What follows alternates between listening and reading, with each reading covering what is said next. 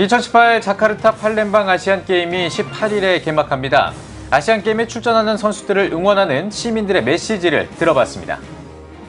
사단법인 9.11 수색구조단이 한국기독교총연합회 지원을 받아 라오스 현지 구호활동을 실시했습니다. 의료 지원과 방역 활동으로 이재민들을 도운 9.11 수색구조단의 라오스 활동 이야기를 들어봅니다. 우리나라는 73년 전 포츠담 회담을 계기로 광복을 맞이했습니다. 광복절을 기념해서 포츠담 회담이 개최됐던 장소를 CTS가 다녀왔습니다. 이스라엘 북쪽과 남쪽 국경에서 주변 국가들과의 충돌이 계속되고 있는 가운데 최근에는 가자 지구의 공습을 받으면서 전면전 위기까지 치달았습니다. 현재는 휴전을 논의하고 있습니다.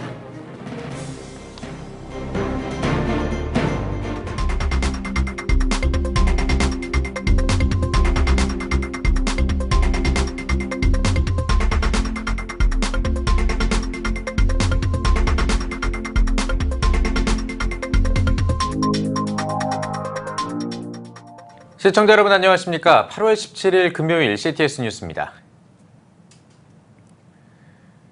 2018 자카르타 팔렘방 아시안게임이 눈앞에 다가왔습니다. 우리나라는 39개 종목에 출전해서 메달 사냥에 나서는데요. 아시안게임에 참가하는 우리 선수들을 향한 시민들의 응원의 목소리를 들어봤습니다. 유연석 기자입니다. 45 아시아인들의 스포츠 축제 2018 자카르타 팔렘방 아시안게임. 대한민국 선수들은 중국, 일본 등 45개 나라, 만여 명의 선수와 임원들이 40개 종목, 462개의 금메달을 놓고 8월 18일부터 9월 2일까지 16일간의 열전에 돌입합니다. 한국 대표팀은 수영과 양궁, 유도 등 모두 39개 종목에서 960명의 임원과 선수들이 출전하며 100여 명의 기독 국가대표 선수들이 메달에 도전합니다. 당연히 금메달 따는 게 목표고 그냥 후회 없이 하는 게 그게 제일 좋은 것 같아요. 그냥 항상 힘들고 어려울 때는 항상 기도하고 또 기도하다 보면 또 제 마음을 또 다잡게 해주시는 것 같아요. 아시안 게임에서 모든 선수들이 건강하게 그리고 이제 하나님의 자녀들이 주님께 영광 돌릴 수 있는 선수들이 많이 나왔으면 좋겠어요. 시민들은 우리 선수들이 그동안 갈고 닦은 기량을 마음껏 발휘할 수 있도록 아시안게임이 끝나는 9월 2일까지 기도로 응원할 것을 약속했습니다. 무더운 여름에 훈련하시라 힘드셨는데 고생 많으셨습니다. 훈련하신 만큼 좋은 성과 있으시길 바라고요. 좋은 결과 있으시면 좋겠습니다. 화이팅입니다. 또 시민들은 대한민국 선수들이 부상을 당하지 않고 경기가 열리는 매 순간마다 최선을 다하는 스포츠맨으로서의 자세를 부탁했습니다. 뿐만 아니라 스포츠를 통한 국위 선양은 물론 승패를 떠나 남북한 평화 분위기 속에서 열리는 아시안게임에서 국민들에게 스포츠를 통해 희망과 감동의 메시지를 전해주길 요청했습니다. 선수분들 해외에서 고생하시는데 좋은 결과 꼭 있으셨으면 좋겠고요. 네. 금메달, 손흥민 선수 꼭 금메달 따셨으면 좋겠습니다. 아울러 야구, 축구, 농구, 배구 등 인기 종목은 물론 비인기 종목에 출전하는 선수들 모두 44개 나라 선수들과의 선의의 경쟁 속 땀과 눈물, 메달을 통해 감동을 전해줄 것을 기대했습니다. 우리 대한민국 야구 대표팀 꼭 금메달 땄으면 좋겠고요. 뿐만 아니라 또 다른 이런 소규모적인 그런 팀도 다 좋은 성적 거둬서 우리나라의 이름을 좀 드높였으면 좋겠습니다. 기도하고 또 동력하겠습니다. 화이팅입니다. 45억 아시아인들의 스포츠 축제가 된 2018 자카르타 팔렘방 아시안게임. 대한민국 선수들에게 온 국민의 관심과 응원의 목소리가 전해지고 있습니다. CTS 뉴스 유연석입니다. 라오스댐 붕괴 사고 때문에 고통받고 있는 이재민들을 위해 곳곳에서 도움의 손길이 모이고 있습니다. 한국교회도 피해 복구와 이재민 돕기에 관심을 쏟고 있는데요. 한국교회 지원을 받은 한 민간 구조단체가 라오스 현지 구호활동을 펼쳤습니다. 사단법인 9.11 수색구조단의 구호활동을 장현수 기자가 취재했습니다. 지난달 23일 댐 붕괴 사고로 인한 홍수로 국가적인 재난을 겪은 라오스. 국내외 구조활동에 앞장서온 사단법인 9.11 수색구조단도 한국기독교총연합회의 지원을 받아 지난 7일부터 14일까지 8일간 라오스 현장에 뛰어들었습니다. 구조 경험이 많은 구조단 단원들도 최악의 현장이라고 평가할 만하다는 라오스 재해 지역. 군경 통제로 현지 분위기는 자유롭지 못했고 땅은 홍수로 인해 습지처럼 변해 이동이 어려웠다고 전합니다. 악조건 속에서도 16명의 구조단은 라오스 남부 사남사이 지역에서 이재민을 위한 응급처치와 이발, 방역활동 등을 펼쳤습니다. 의약품, 의류, 침대 등의 구호품도 전달했습니다. 병상자들을 이제 도와주려는 목적이 있었고요. 그다음에 두 번째는 이제 방역을 해야 된다. 그런 쪽에는 항상 마라리아라든가 여러 가지 모기 감염이 있어서 방역을 해야 되겠다. 이재민들이 그 머리를 제대로 씻질 못하니까 그 벌레가 많이 생기죠, 머리에. 그래서 머리를 좀 깎아줘야 되겠다. 구호 활동을 마치고 돌아온 구조단은 구호 활동으로 라오스의 선교의 문이 열리길 바란다며 한국교회가 재난지역 특수선교에 관심을 가져주길 바란다고 전했습니다. 이번에 우리가 활동한 것이 큰 도움이 돼서 좀 거기가 선교가 됐으면 좋겠습니다. 그리고 교회가 도와주면 정말 이 작은 시민아마 좀 특수한 선교가 되지 않을까. 그래서 전 감히 재난구호 선교회다. 저희들은 이렇게 지금 이번에 명함을 새겨가지고 갔어요. 한국교회와 뜻을 함께하며 라오스에 다녀온 구조단. 고통과 아픔이 있는 곳에 하나님의 사랑을 전했습니다. CTS 뉴스 장현수입니다. 한국과 인연이 깊은 베트남은 복음화율이 2%가 안 되는 나라입니다. 이곳에서 현지 교역자를 양성하는 사역이 진행되고 있다고 하는데요. 이런 가운데 고신대 해외봉사단이 베트남에서 사역하고 있는 현지 교역자들을 위해 특별한 신학 강의 사역을 펼쳤습니다. 베트남에서 김인혜 기자가 전해드립니다. 베트남 소수부족을 섬기고 있는 디육강 목사. 성경 말씀을 배우기 위해 160km를 달려왔습니다. 종교가 아편이란 사상이 아직도 남아있는 베트남에서 하나님을 믿는다는 게 쉬운 일은 아니지만 베트남 복음화를 위한 사명감이 남다릅니다. Dạ tôi rất là khao khát được học lời Chúa mà tôi ước ao mỗi ngày hội thánh sẽ được phát triển và còn nhiều hơn điều đó nữa vì tôi là người đồng bào dân tộc Sa Tiên. 베트남 현지 교역자들이 서로의 정보를 교환하고 영적 재무장을 위해 한자리에 모였습니다. KPM 베트남 캄보디아 지역부와 고신대학교가 주최한 이번 세미나는 베트남에서 사역하는 20여 명의 목회자와 전도사들이 참여했습니다. 우리 고신대학과 이 또 비전을 함께 공유하니 너무 중요하다는 생각이 좀 들었어요. 그래서 심의를 기울여서 3일 또 우리 4일 또 이렇게 검은 세미나 준비를 했습니다. 세미나 주 강사로는 특별히 고신신학대학원 김성훈 교수가 나섰습니다. 김 교수는 이틀 동안 신약의 대표적 기도인 주기도문을 강의했습니다. 기도의 중요성과 하나님의 뜻, 일용할 양식, 죄사함의 은혜, 기도의 유익 등 현지 교역자들의 목회는 물론 신앙 성숙을 위한 개혁주의 신학을 전수했습니다.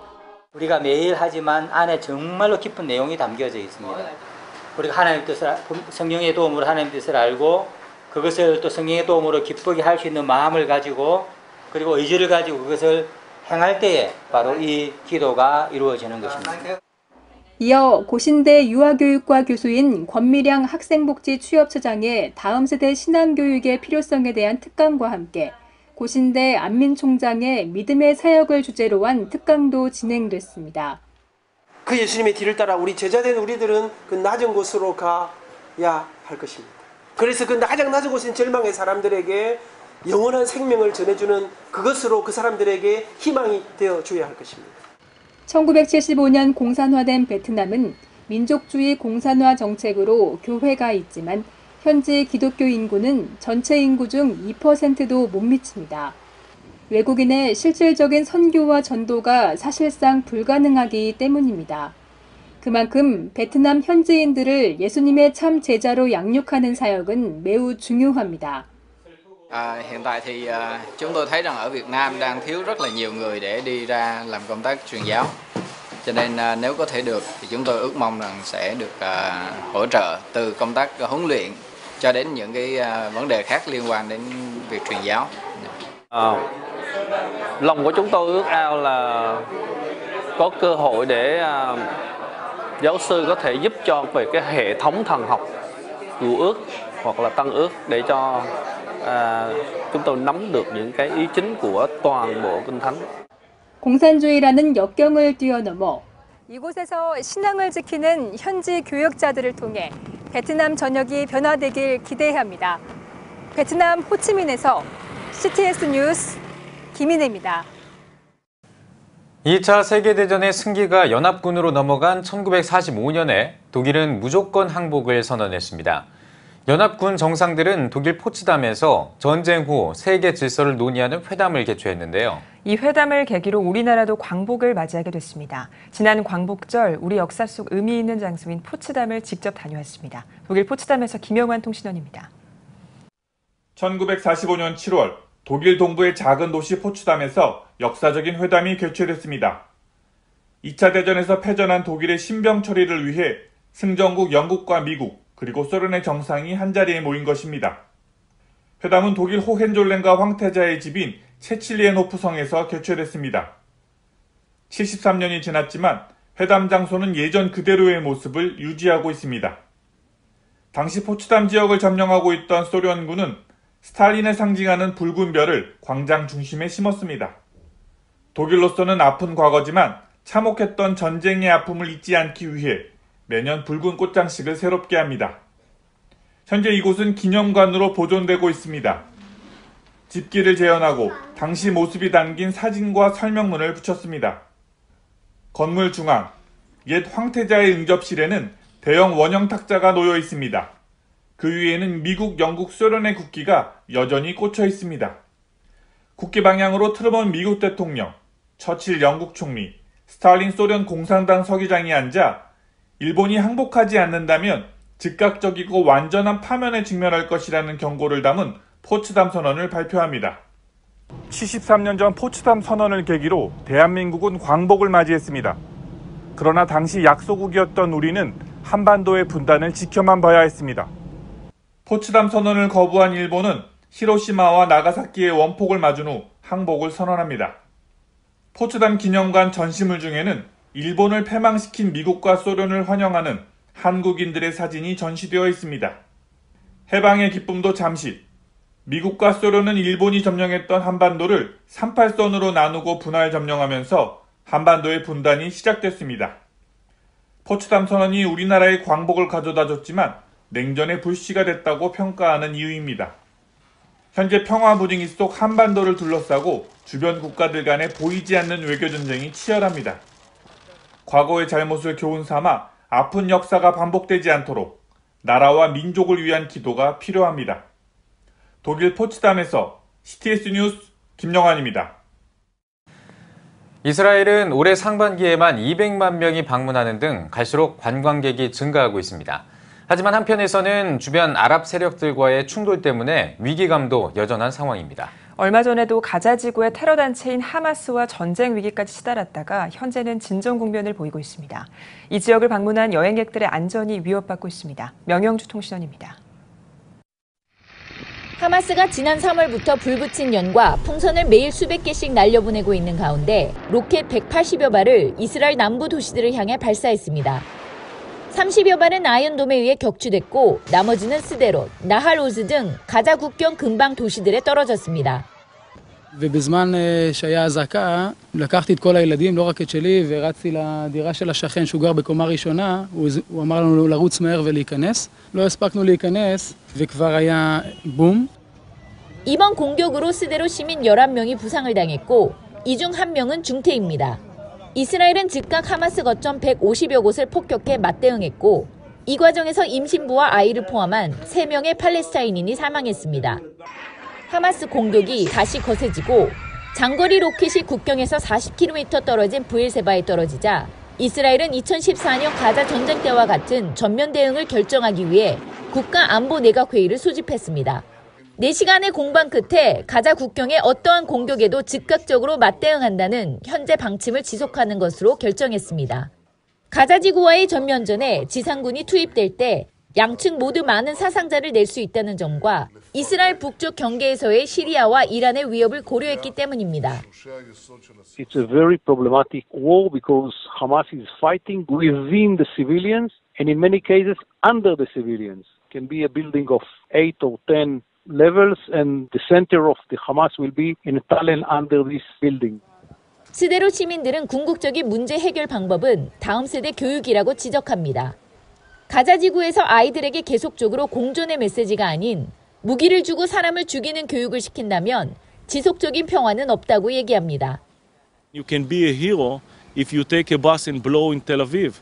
And this is what they teach the children there in Gaza.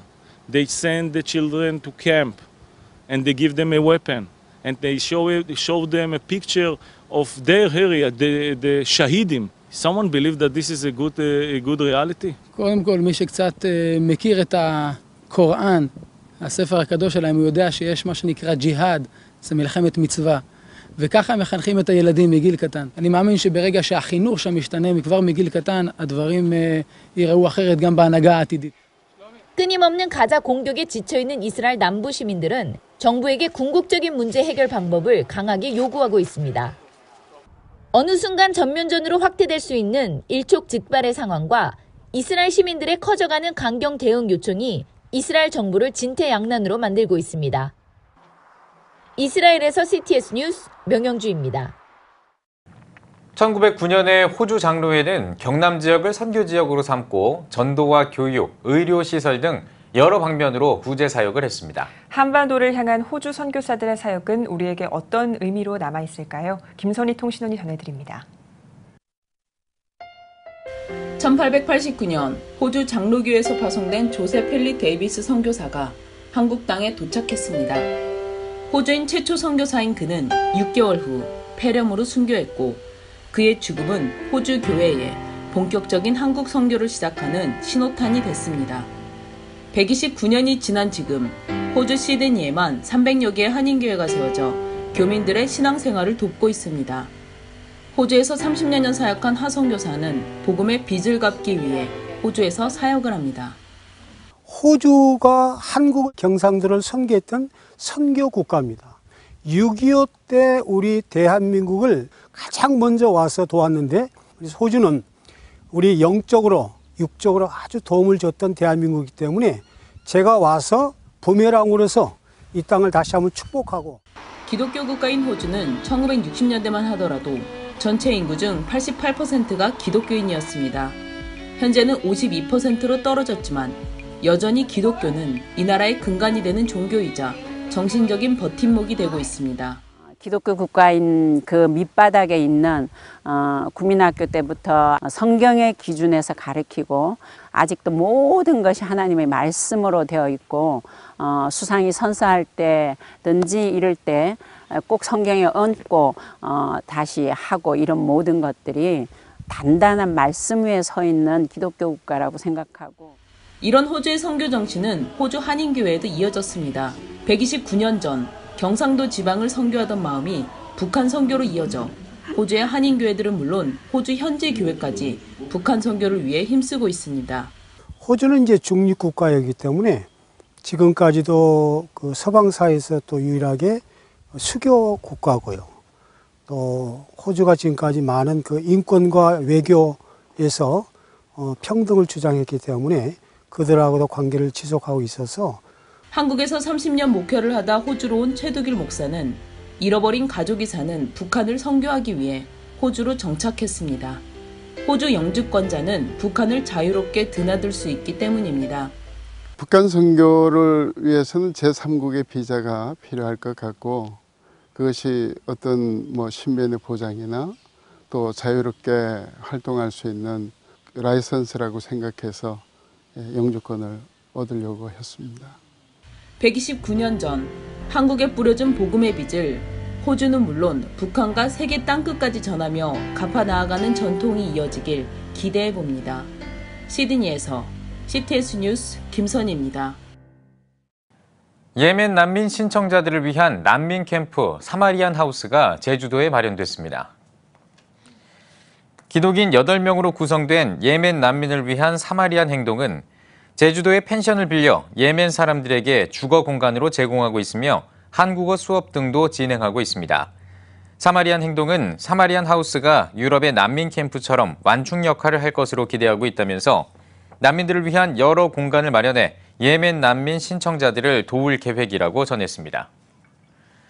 제35회 2019 유럽 코스텔을 위한 준비회의가 독일 하이델베르크에서 열렸습니다.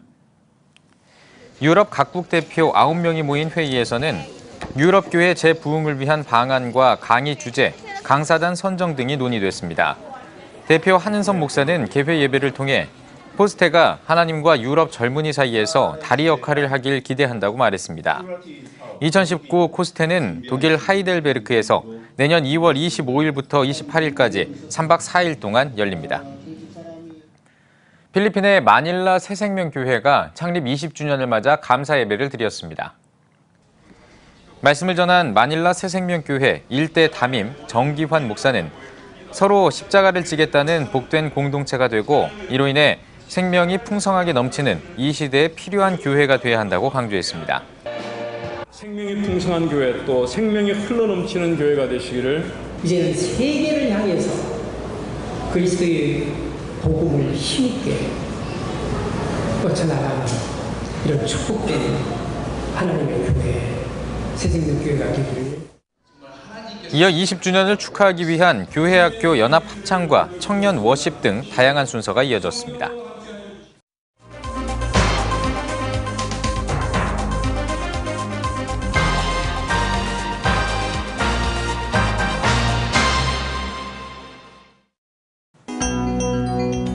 한 주간에 있었던 세계 선교지 소식을 모아 전해드리는 시간 월드미션 브리핑입니다. 선교지에서 일어난 다양한 사건들을 한눈에 알아볼 수 있도록 전해드리겠습니다. 이번 한 주 동안에는 어떤 일들이 있었을까요? 먼저 아시아 태평양 지역입니다. 인도 남부 지역에서 며칠 동안 폭우가 이어져 현지 시간으로 12일 6만 명이 넘는 이재민이 생겼고 37명이 숨졌습니다. 지난 10일에 확인된 사망자 수 24명과 비교했을 때 10명 넘게 늘어났습니다. 필리핀에서도 역시 폭우와 홍수 때문에 많은 이재민이 나오고 있습니다. 필리핀 국가재난방지관리위에 따르면 현재까지 38만 3천 명이 넘는 이재민이 생겼는데요. 이번 수해로 마닐라 수도권과 인근 지역이 가장 많은 피해를 입었습니다. 이어서 호주 소식입니다. 호주 정부가 이슬람 국가에 합류한 국제거주 이중국적자 5명의 호주 국적을 박탈했습니다. 이들은 IS와 연계된 지원 활동을 한 혐의가 있는 것으로 확인됐습니다. 다음으로 유럽 러시아 지역입니다. 독일 소식부터 살펴보겠습니다. 올해 기준으로 독일은 최근까지 추방 대상인 난민 640여 명을 송환하려다가 실패했습니다. 난민들이 저항하고 항공기 기장들이 운항을 거부하는 등 여러 가지 이유로 난민 추방에 실패한 것으로 전해졌습니다. 영국 맨체스터에서 총격 사건이 일어나 10명이 부상당했습니다. 현지 시간으로 지난 12일 축제가 끝난 뒤 거리에 있던 시민들이 총격 때문에 다친 걸로 전해졌는데요. 부상자 가운데 어린이도 2명 포함됐다고 합니다. 다음으로 터키 소식입니다. 터키 리라 환율이 지난 10일부터 하락세를 타고 있습니다. 미국 앤드류 브런슨 목사 석방이 결렬되면서 환율이 폭락한 것으로 전해졌습니다. 마지막으로 미국 소식도 살펴보겠습니다. 미국의 주요 정당 가운데 처음으로 트랜스젠더 주지사 후보가 선출됐습니다. 주지사 후보로 선출된 크리스틴 홀키스트는 2015년 성전환 수술을 해 트랜스젠더 여성으로 커밍아웃했습니다. 전문가들은 홀키스트 후보의 선거 운동이 트랜스젠더들이 지닌 문제들에 대한 인식을 높이게 될 것이라고 평가했는데요. 그러나 미국의 언론사 뉴욕타임스는 홀키스트가 주지사 후보로 선출됐지만 주지사로 선출되는 길은 험난할 것이라고 예상했습니다. 지금까지 월드미션 브리핑이었습니다.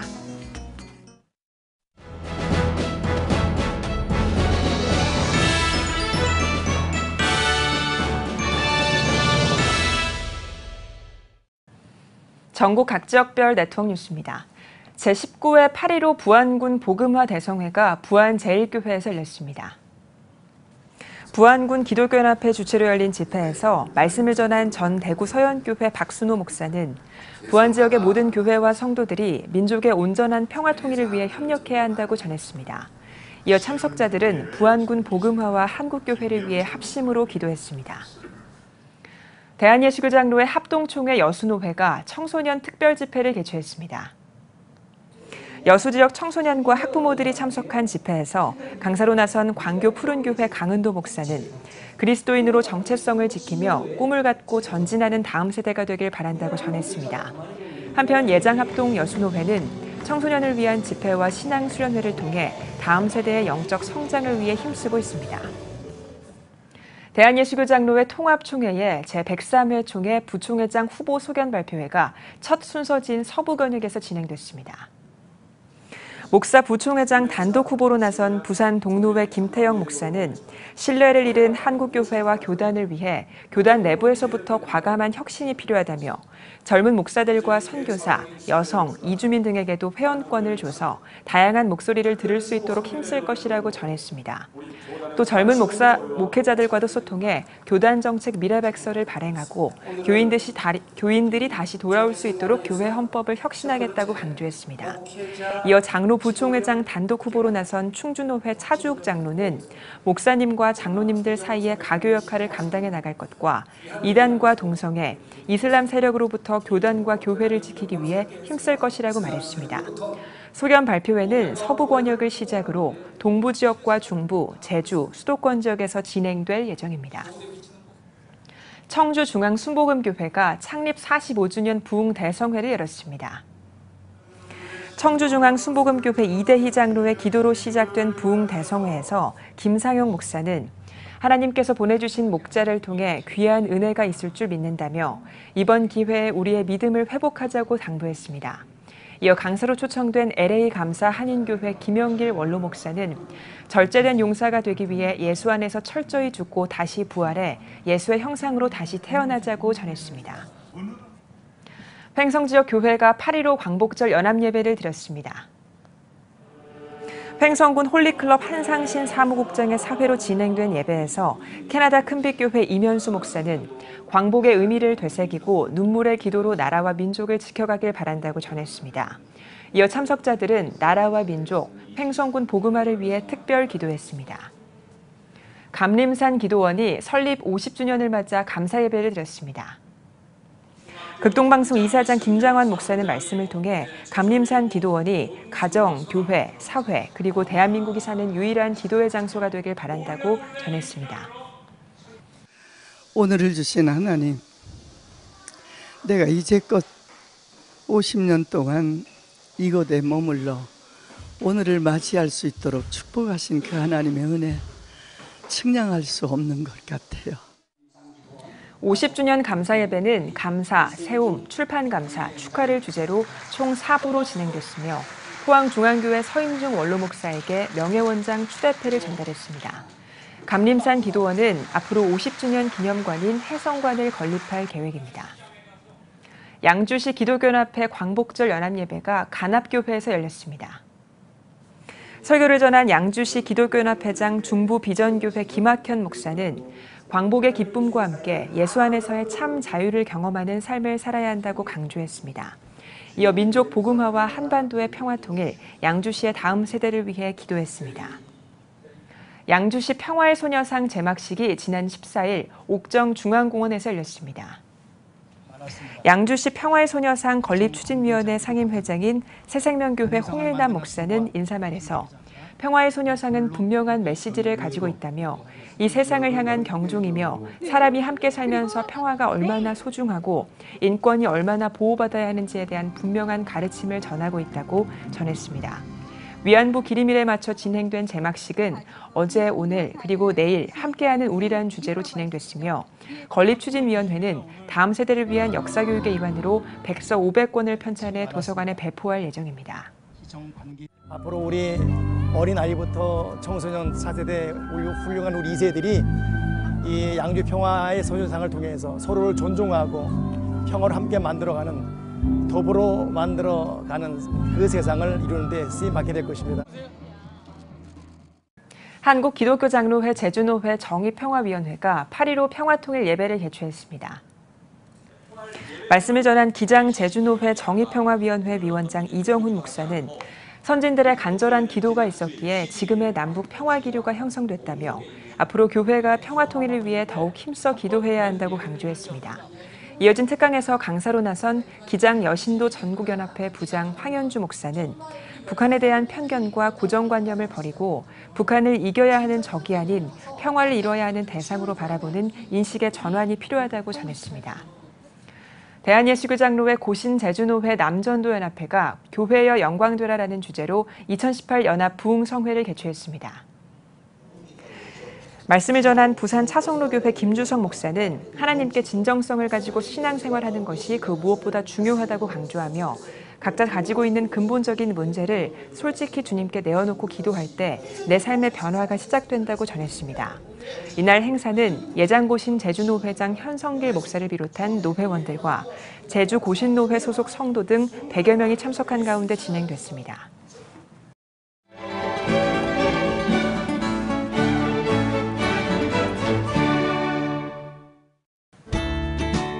오늘은 전국이 대체로 맑겠습니다. 낮 최고 기온은 25도에서 34도가 되겠습니다. 주간 날씨 예보입니다. 이번 예보 기간에는 고기압의 영향으로 대체로 맑은 날이 많겠습니다.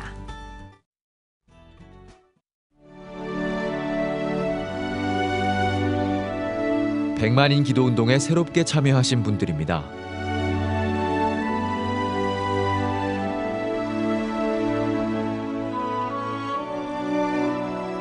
백만인 기도운동을 통해 보내주신 후원금은 국내는 물론 전 세계를 향한 CTS의 영상 선교 사역을 위해 소중하게 쓰이고 있습니다.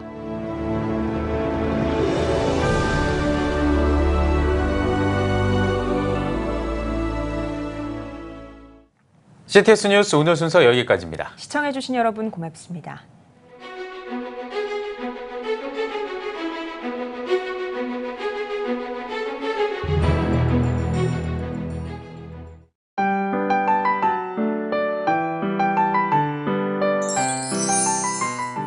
오늘날 다음 세대 선교 현장은 해외 어느 선교지보다도 복음화율이 낮은 복음의 불모지입니다.